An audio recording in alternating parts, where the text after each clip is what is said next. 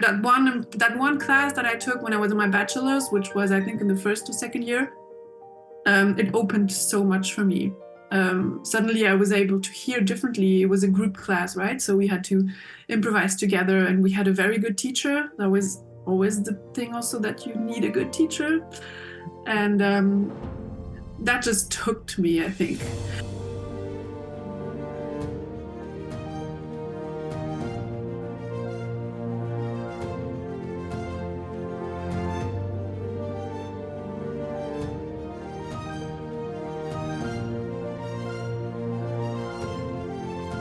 Hi. Hello, Esther. It's so great to meet you here on Zoom. Great to meet you too. Thank you for inviting me. It's a great pleasure. I find you very fascinating what you do with a harp. Thank you.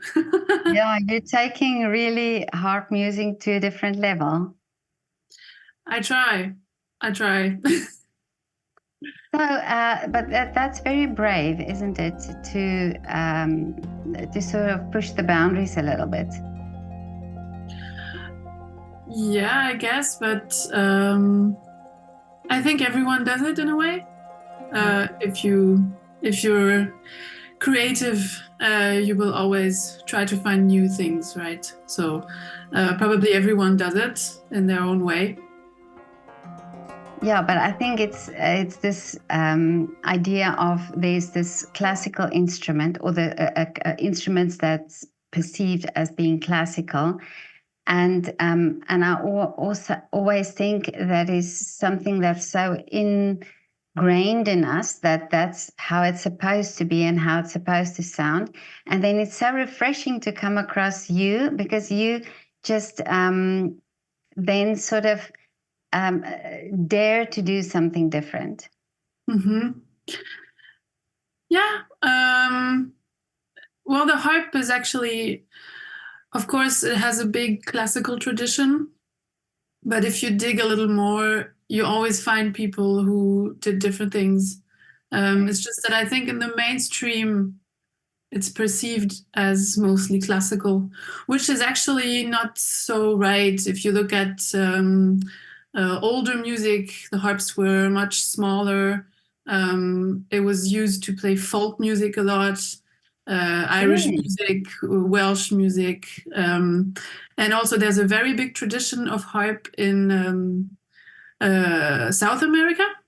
So there's a lot of harp in Paraguay, for example, or in many different countries where the harp is actually a rhythmic instrument. It's used like a rhythmic element a lot. And if you meet harpists from South America, they do completely different things than what people do here.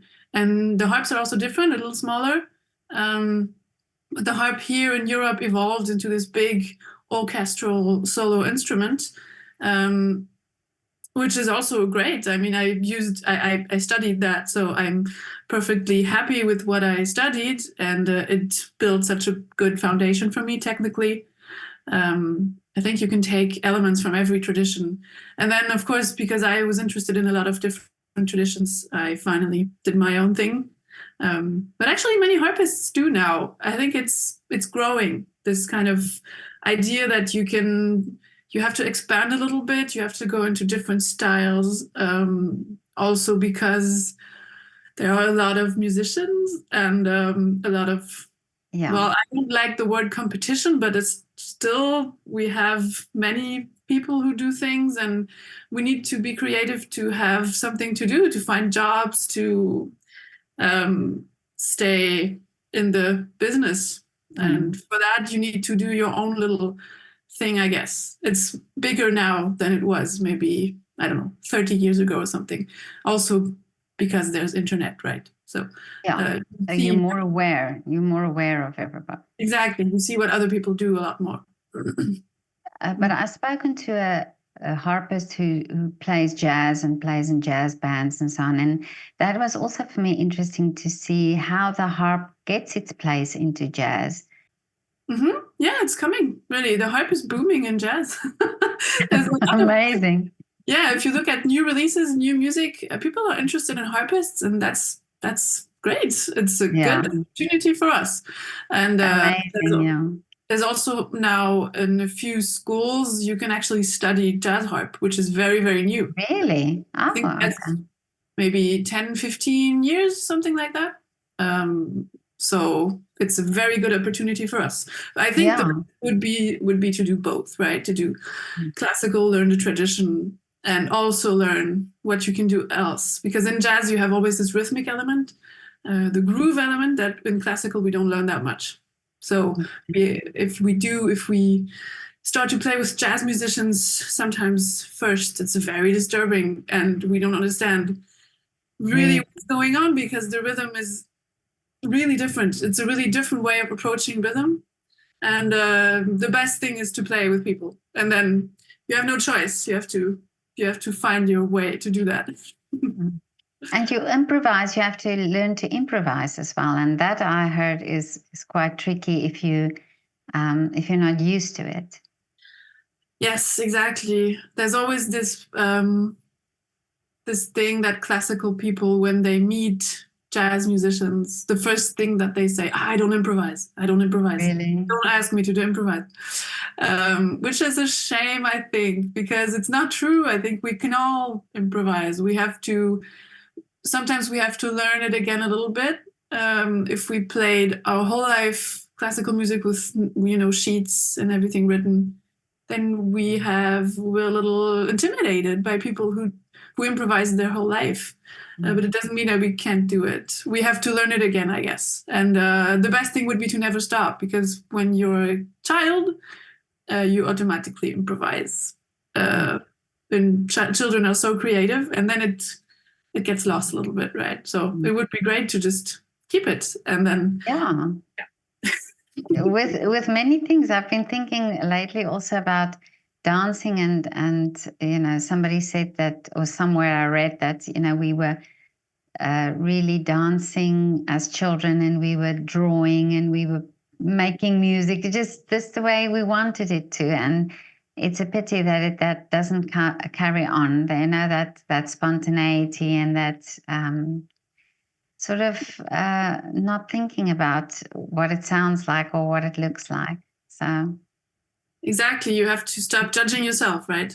yeah, Which is a problem maybe with society, system, school. You have to show stuff to teachers who tell you it's good, it's not, etc. And that's sometimes I think it's not good for creativity, because creativity shouldn't be judged. It should just happen. exactly. Yeah, But of course, we can get better. We can get feedback from people. It's very important actually to get feedback. All the stuff that I did now, it was I needed people to give me advice. You can't do everything that you do by yourself, so it's important to have advice. But it's important as a teacher to see where you can help your students being more creative, but also to see the limits. What is their idea? What do they want? And to not completely stop that or tell them to do something else. So it's I think, very hard to teach creatively. I do it with the children, but also with that, it's a challenge, because you don't want to do something else with the thing that the child brought. They have an idea, so you're not going to destroy the idea. Of course, you have to do something with the idea and help them develop the idea, and that's super interesting. I love to do that, and it's the same with adults. I think it's not so different. Adults are more judgy. They judge what they do themselves. We always themselves. Yeah, yeah. yeah. With kids, it's not like that so much. So I think it's so refreshing to work with kids creatively. I love it. Yeah, no, I can imagine. And so you teach as well? Yeah, I teach. I have my own harp studio, and I have students from the age of 6 to 70 plus, I think. Really? Yeah. Oh, wow. That's amazing that people still take on the harp, because I think it's not a very easy instrument to play. First of all, also it's not the instrument that you just put in a case and go on the train?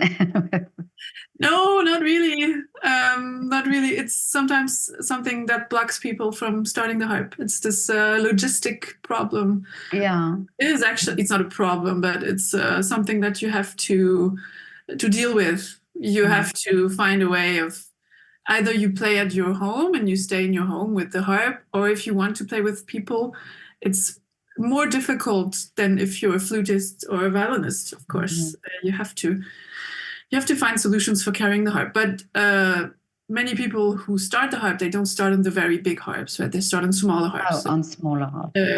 You can carry them more or less. And I think that you can start at every age. Obviously, the harp is hard because of the coordination, like piano, right? We have both hands that play different things, different voicings, etc. But there are things on the harp that are much easier than on other instruments. You can create a sound very, very fast. You can just do like this and you have a sound.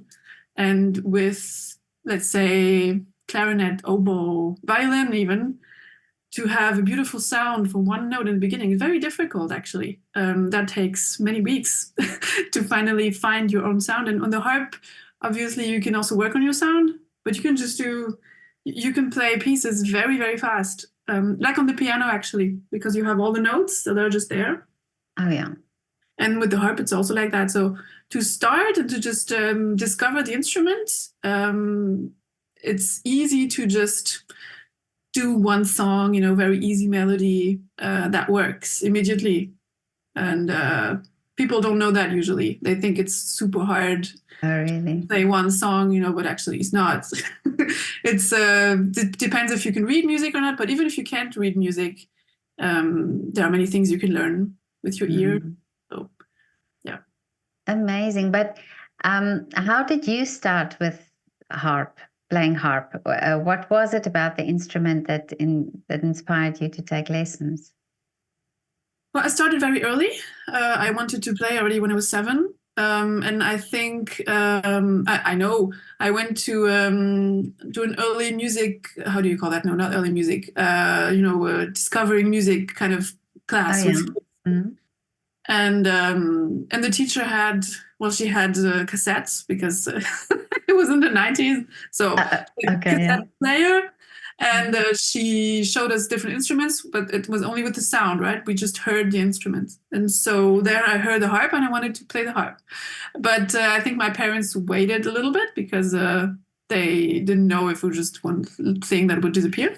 Oh, yeah. But it didn't disappear. I think what made me stay with the harp is really that the sound captivated me much more than what the harp looked like, because that happens, that people are fascinated by the way the harp looks. The harp is amazingly looking. Yeah. Big and if you are fascinated by the sound in the beginning when you want to start, I see it in many people that you are more you go on with playing a lot more than if you're just visually, the visual thing, it just disappears at some point. You have to love the sound. And that's what happened with me. I really loved the sound and I still love it. And so I started then in the music school, and I was in Geneva. I grew up in Geneva, Switzerland. And I went to the music school, did the whole music school thing until I was 20. And then I went to Basel to study professionally. So yeah. So in the music school that you went to, so that was specifically music. So it's like a vocational training. So you do academics as well, and then mostly music. Yes, I mean it's in French it's conservatoire, right? Conservatory. So the conservatory in France, and also in French part of Switzerland is built in this academic way that you have instrumental lessons and you also have theory, a lot actually. When I think now how much theory I had when I was a kid, it's really a lot. It's much more than in German-speaking countries. I live in Basel now, so I see the difference a lot. And when I started, I had two times a week I had theory. So I had more theory, more musical theory than instrument, Really? which is really a And lot. and did that benefit you? Can you see the benefit from it? Yes, I think for me it was good. I was a very, study. I like to study. I didn't have problems with studying. I also had parents who helped me. That's a very big, important point. I don't think that it was good for every kid. I think for some children it was way too much, and they didn't. I have many friends actually from Geneva who did that and who stopped completely, who stopped instrument also, right? So I think for me it was okay, but I became a professional, and people who don't want to become professionals, which are much more. Maybe that's a little much. I don't know if it's still like that. I think maybe not. Maybe now it's a little more flexible. You can maybe choose between different classes. Maybe you start later with hard theory, because we were really in a class and we had to do solfège and rhythm, and so for me it was okay. But I did it a lot at home with my mother, and I think without that I couldn't have done it by myself. So it has its good sides and its bad sides, I think. But now it's interesting that you say the sound of the instrument, because this is also, I hear that so often where musicians say that it was the sound of the instrument that appealed to them. And amazing that you say also that keeps you going. I mean, that keeps you interested in your instrument. Yes, I think definitely it's the biggest thing, because you will hear that sound every day that you practice, and you have to like it. If you don't like it, then nothing will keep you close to your instrument, right? You have to keep this contact with the instrument also when you're a kid, and the sound is the first thing that needs to be there and to fascinate you all the time. So yeah, we have to use our ears. Yeah. But when you started now experimenting with different things that you can do with your instrument, was it gradually that you did that? That you started thinking, okay, but how can I use these sounds in a different way? Yeah, I think it's never really that conscious, right? It's just a process. It's something that you discover, and one thing will lead you to another. So I was never, when I was younger, actually, like teenager, I was very traditional in the way that I liked classical music. I played all the classical harp pieces. I was never the experimental type when I was a Really? teenager. No, not at all. I was even against it. I remember Really? I went to one improvisation class, and I was thinking, why are we doing this? And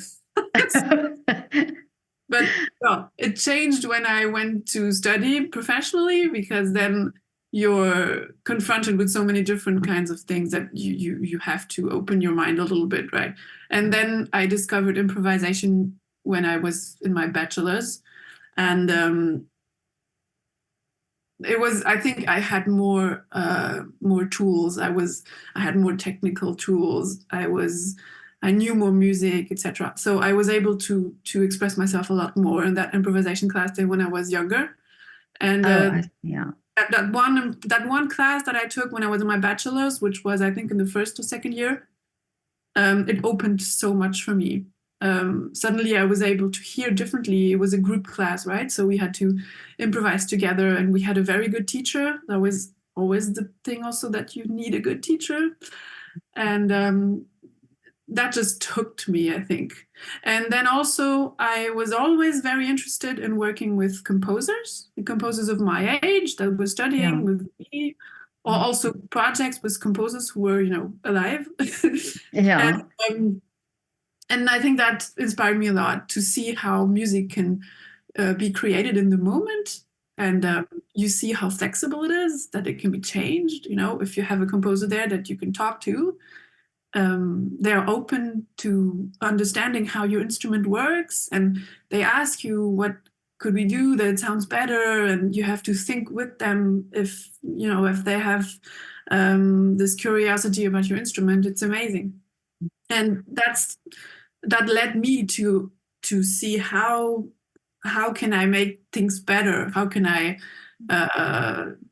play something that they want to hear, but they don't know how to write it for my instrument, right? Oh, yeah. So they tell me what they want to hear, and then I have to adapt it to my instrument. And that was always something I really loved. So these two elements led to, other things. But there was the start. It was already doing my bachelor, so that was 2010, between 2010 2013. And then, since this creative thing really fascinated me, I went to the jazz school in the same city, the same building, but it's just in the same institution, right? So I could take classes in the jazz campus in Basel. And then I met other people, I played with them, and in jazz, usually everyone composes. That's the difference between people who study jazz and people who study classical. That actually in classical, if you want to compose, you really have to study composition. You have this one, I think it's a master's study, you study composition. And in jazz, it's different. You can choose, obviously, to do more composition and to have more focus on it. But actually, you compose from the beginning because jazz is improvised music. And improvisation, it leads to composition very quickly. It's very close, right? Both. Improvisation is composition in the moment. And so you will always do both, actually. And then playing with all these people in the jazz campus who were all very creative and who all released their own music, it was very fascinating to me. Oh, that's great. I could do that too, maybe. Yeah, but it's so interesting what you're talking about now, because composers always say they love how the music sounds that they've written, and they love that the musicians enjoy playing the music. So if the collaborations together, it's amazing that you also found it interesting that that you could collaborate in that way, or that you could have an input from your instrument in that way. Yeah, of course. It's always good to be open to other things, and to listen to what other people do, go to concerts, be inspired. Yeah. Because you sometimes think there's so many hours that when you play your instrument, and so many hours where you have to practice alone and be on your own. And then it must be so refreshing to get together with other musicians and see what you can do together. Yeah, definitely. Very important to be with other people. That's also a thing with the harp, which is not always easy. You have to organize a lot more when you're a harpist than if you're a guitarist or something, because you have to organize a place to rehearse, or somewhere to go that you can go with the harp, or so harpists are always the ones who organize because they have to think about logistics with their instrument. Yeah. But yeah, I've enjoyed a lot playing with other people. It's really important to me, and also when I'm on stage, to have this crew of people. I love being also soloist. I think it's, well, when you're soloist, you can decide a lot more by yourself, right? But that's a good thing, but it's also kind of stressful and sometimes a burden, because you have to decide everything yourself. So you don't have anyone else. You don't have a colleague who can just tell you something. And with a band, with a crew, with a group of people, sometimes these stressful things are divided between people, Oh, yeah. And you can share good things. If the concert was good, at the end you can celebrate. If things didn't work, you can just tell each other, oh, it's okay, the next one is going to be better. You have all these elements that are super important. Yeah, very important. But you also sort of style yourself, or your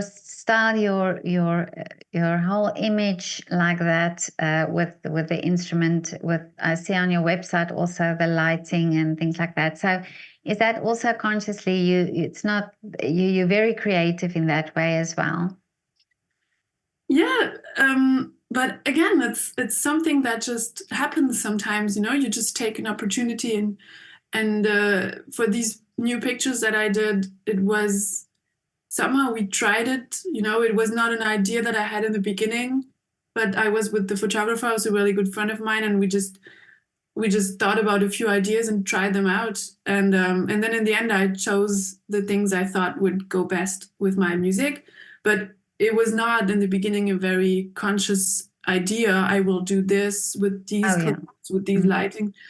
Not really. So yeah, of course, I think about what image I want to have, and then, but it's experimental, and you try so many things, and then you choose what works. I read this comparison between artists and scientists, because you are in your little lab, which is not Yeah. really here, and you try, especially if you're creative, and sometimes it doesn't work, but it's also important that things don't work, because in science it's also important to see a result that Yeah. doesn't.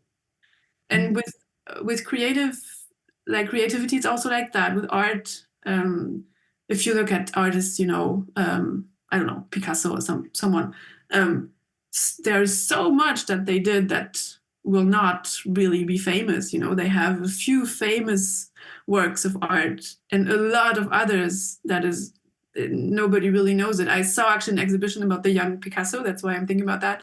So you saw all the things he did when he was very young, and a lot of things nobody knows. And you also see an evolution in his way of painting, and it's yeah. So I think, of course, we have a direction always, and something that feels right, but we always try, and we fail, and we fail again, and a few things Yeah. will work maybe, and then we choose them. Yeah, it's the same. I mean, it's the same in photography as well. You don't show all the the pictures that you don't want people to see, but you have to experiment. And I find it really interesting that you mentioned that as well, because you have to have these little failures, or you have to have these experiments that doesn't work, to be the stepping stone for the next.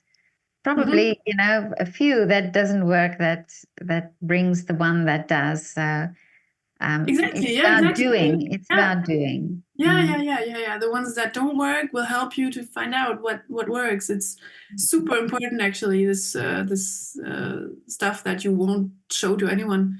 I mean, with the pictures that I took, of course, you're a photographer, so there are. I don't. I think there were more than 1,000. Yeah. you know, because we were 2 days in studio and outside, and then you have to choose them, right? That takes a long time. Also. Yeah. And Yeah. then sometimes on the one day, one looks great. And then 5 days later, you think, no, that other one that I threw out, that's the one that I want. Yes. But it's also, I think, sometimes social media has so many wonderful uh, things that it brings, and especially, I mean, from social media, I saw you and saw what you're doing, and could hear what you're doing. But there's also a side to social media that it only shows this, that we show the perfect side. And then I wonder if it's sometimes also discouraging for this young generation coming up, because it's almost as if they only see there, and they don't realize how many hours you've practiced and how many hours you've sat there in the practice room and didn't have success. Mhm. So, do you think it's also important to show that side? Not necessarily on social media, but that, you're a teacher, so you have your students come in and that they experience this Mhm. almost a little bit of a struggle. Yeah, probably social media doesn't help for that. Um, but I guess it was already like that before. If you go to a concert and you see this musician and you think they're amazing, you Oh also yeah, don't know, right, how many hours. It's sort of theoretically, that these people obviously had to learn what they did, but you don't know the amount of hours. That's true. Sometimes I think that people don't want to know it. I'm not sure, but if I'm teaching, I usually say how much I practice. It happens because you have students who don't progress or who are frustrated, etc. And then I say, okay, I've been playing since I was 7, so it's totally normal that I'm further away. I'm further in my harp playing, obviously. And when I studied, I played 5-6 hours a day. But then if you say that, sometimes people are even more discouraged, because they know they're never going to do that, obviously, because they're not going to become professionals, which is fine. But that means that they think it's a little unachievable, what they're doing, which is wrong. I think it depends on what you want to do and what piece you're learning and what level you're at and what goal you set for yourself. And that's something that we teachers need to do with the students, because we know more or less in how much time will they be able to achieve something. They want to learn this piece, and then if it's too hard, we have to tell them. And that's something it's not easy to do because they want to play it. But I have a few students, like adult students. I have one student, she started with me, and she said, I want to play Mozart concerto, which is a big repertoire piece for us. It's a concerto for flute and harp. It's the only concerto that Mozart wrote for harp. It's very hard. And she was a violinist, but she never played harp in her life. And I said, sure, but probably in 6-7 years. Oh, really? And but it was okay for her, and she took lessons, and that was, I think, 10 years ago, and now she played Mozart. So that goal was. I get goosebumps now. It's a beautiful story. Yeah, it's not, I mean, she played, I think, I don't think she played the whole piece. I think she played the second movement, or maybe the first one, I don't remember. And she played it with a friend of hers who was learning flute. And then she found a colleague who was playing piano, and they played it in a trio, and we rehearsed it here in my house, etc. So, but that's an exception. Usually if you tell people it's going to take 7 years to learn this piece, they don't want to hear it, Yeah. You have to be careful with that. And the question about the social media, again, I think it's a little bit also like that. So people want to have this fascination a little bit. If you crush it too much, it's not good either. But I like to show sometimes little failures that I have. It's funny, actually, if you record a video for social media, which I did a lot, you're never going to post the first one that you're recording, right? You're going to post maybe yeah. If it's something hard, and scrutinize it a little bit before you post it. Exactly. You're gonna do 5 or 10 takes or something, and then you're gonna choose one that's good. And sometimes it's funny to show that, to show all the versions that you didn't want to post. I've done that a few times, and people react a lot to that because they see, oh, okay, she's not just recording one thing and then posting it. It's really never like that. I think. So that's okay to do, and so people relate a little bit more to you. You have to find a balance, I think. Yeah, I also thought a lot about this in the past, and by talking also to our different artists, that children, when they learn instruments, and I mean, I played the piano when I was a child. I'm not a musician, but it makes me appreciate music or the musician so much more, because the hours that it took, and so a little bit about the instrument, and also the sound of the instrument. So in that sense, I wonder if it's not so important that more children are exposed to the different instruments. I'm not saying they should learn many, but like you say, you have students there that they're not going to become professional musicians, but yet you teach them the love for the instrument, and you give them the opportunity to play something And that will make them be appreciative for harp music and for harp musicians. Yeah, of course. It's I think everyone should learn something, an instrument. It's always so good for so different reasons. I'm not inventing anything now if I say there's so much research already about how music is good. If you're a child, right? For children, it's develops their hearing, develops their coordination. Also, this discipline thing that you will not achieve something unless you do it every day, or so if you learn that, and also all this social thing, playing with other people, listening to them, those people listening to you, responding. There's a lot of things that can be learned with music. So I always think everyone should learn an instrument.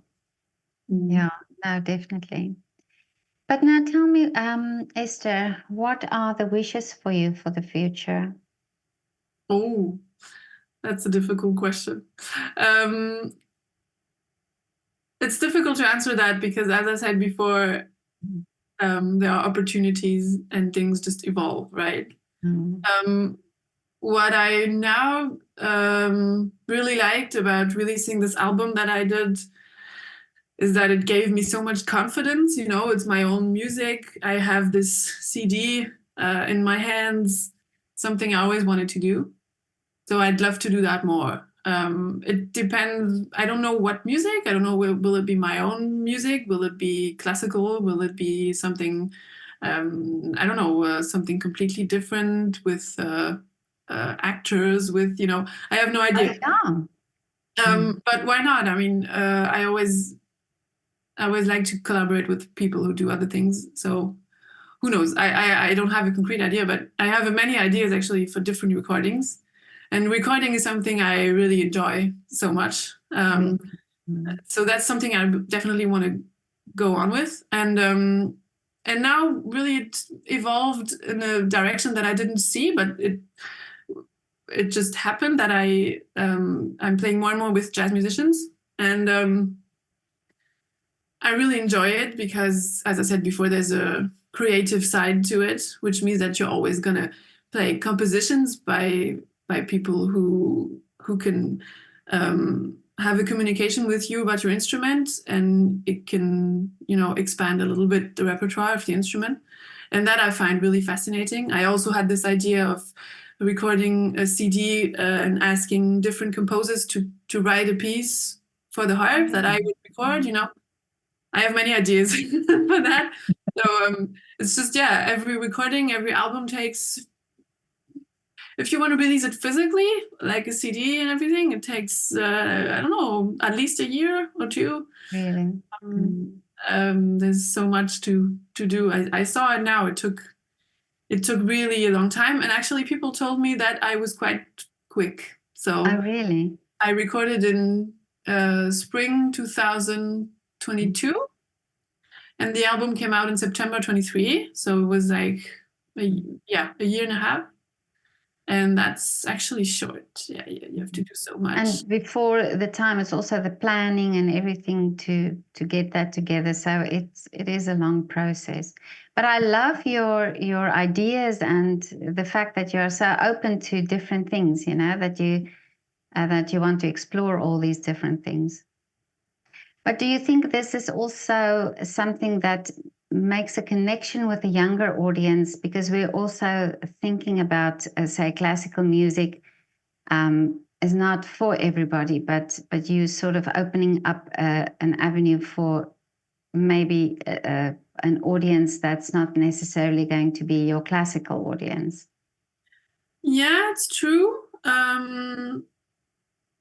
I'm trying not to think too much about that. I try to mostly do things that I am happy with, and then I can be 100% convinced that it's that. And if I'm convinced, I'm happy if people respond, but it's okay if they don't. I still think it's okay. But it's true that about this age thing with audience. I'm not exactly sure if classical music is something that young people can't relate to. I don't think that that's entirely true. I think it's more also about, you know, also sort of system, right? I mean, classical music is, if you go to a concert, it's much more expensive. It happens actually. Yeah, of You go to the course. opera but I think, I mean, going to the opera is something I love.